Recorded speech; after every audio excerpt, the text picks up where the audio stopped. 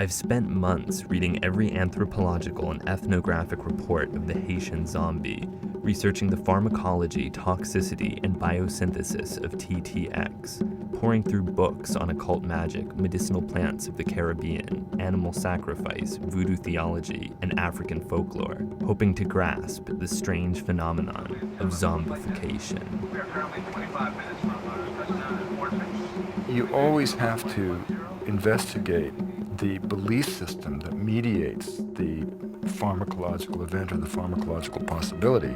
So that really led to the second phase of the investigation. Well, what is a zombie? And the quintessential act of making a zombie is a magical act. Haiti was once one of the most valuable pieces of land in the world, exporting well over 100 million pounds of sugar each year, in addition to the finest indigo, coffee, and tobacco plants with the largest leaves in the Caribbean. Today, after centuries of kleptocratic politicians and religious oppression, Haiti is the poorest country in the Western Hemisphere. The city is unimaginably chaotic. The streets, alleys, and canals are littered with a skin of organic matter. Peels, husks, and shells of every imaginable food line the sides of the road, waist-high like snowbanks.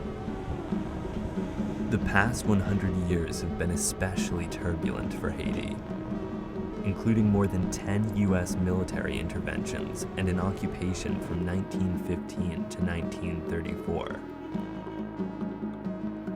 U.S. Marines returned home with weird tales of potions, black magic, and the living dead.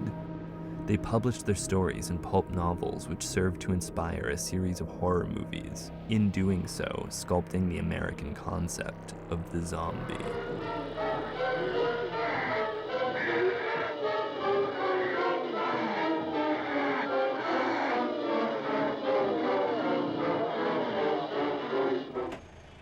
I arrive at my luxurious hotel. Charles Adams was a frequent guest at the Olivson Hotel, and he used its architecture to inspire the Adams family mansion.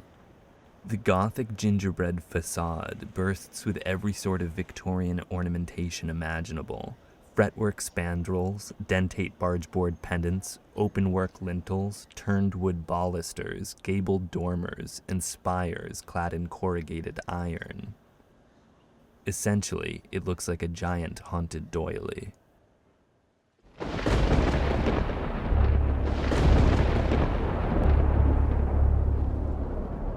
Each night I sleep in the Jean-Claude Van Damme suite, named in honor of the great Belgian martial artist and star of Time Cop.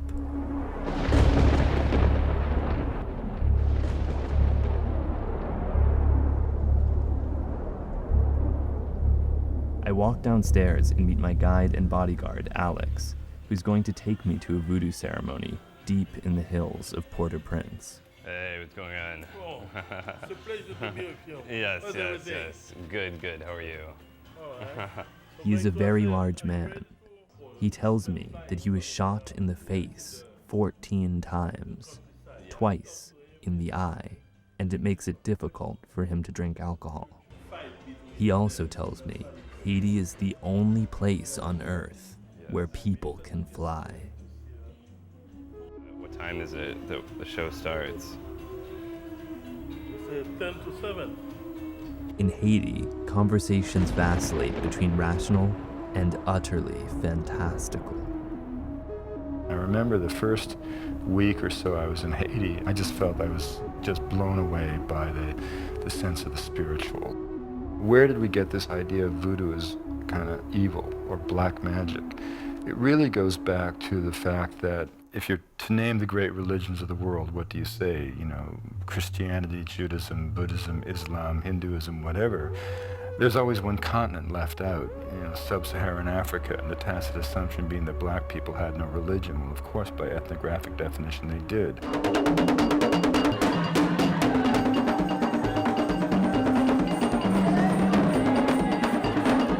Voodoo is much more than zombification and poisoning. In fact, these are fringe matters most priests do not concern themselves with. Tonight, we've been invited to attend a bi-yearly ceremony to celebrate Baron Samedi, the god of the graveyard. They paint sacred symbols, or veves, on the ground with powdered cornmeal. Each veve symbolizes a different loa, or god. Each room of the peristyle has a shrine adorned with human skulls, swords, crutches, potions, and bottles of Carlo Rossi filled with the extract of 21 hot peppers. The loa must be fed. I smoke several fat J's and begin to appreciate the power of the music even more.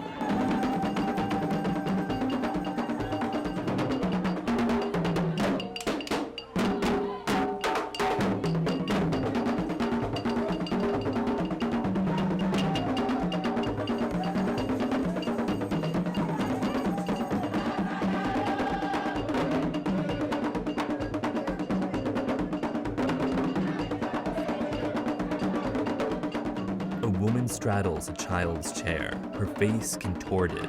She's wincing and bouncing as if the chair itself were possessed. For reasons that are slightly unclear, the Loa of Love, Erzuli, asks for my hand in marriage. I'm hesitant at first. Alex informs me that if I ever have sex on a Thursday again for the rest of my life, I will be killed. I ask for a moment to consider my options, but am given no choice, and accept Erzuli's hand in marriage.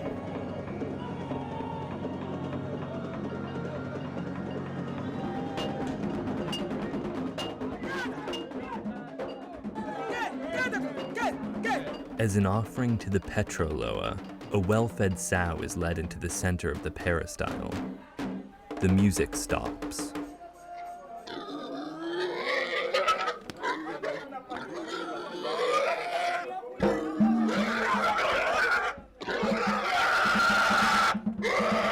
They saw open the pig's throat with a dull knife, digging around in its neck, pulling out veins and arteries like wires from a circuit breaker, while draining its blood into a large ceramic dish.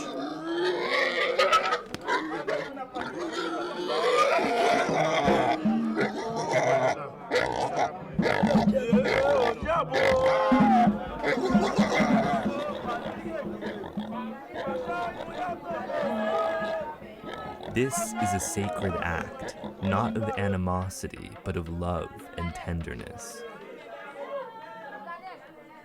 The pig is now an ambassador, serenely ascending into the heavens with a message for the gods.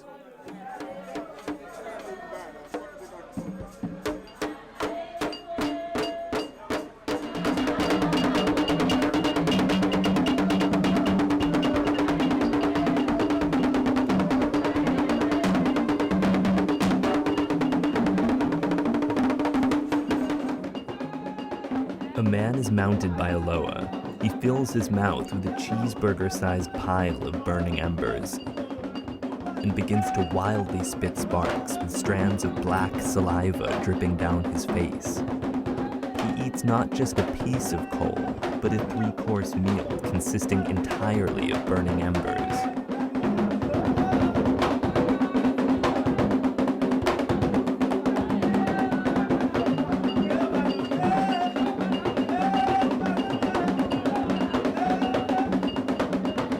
It would be a great understatement to say, I am very impressed.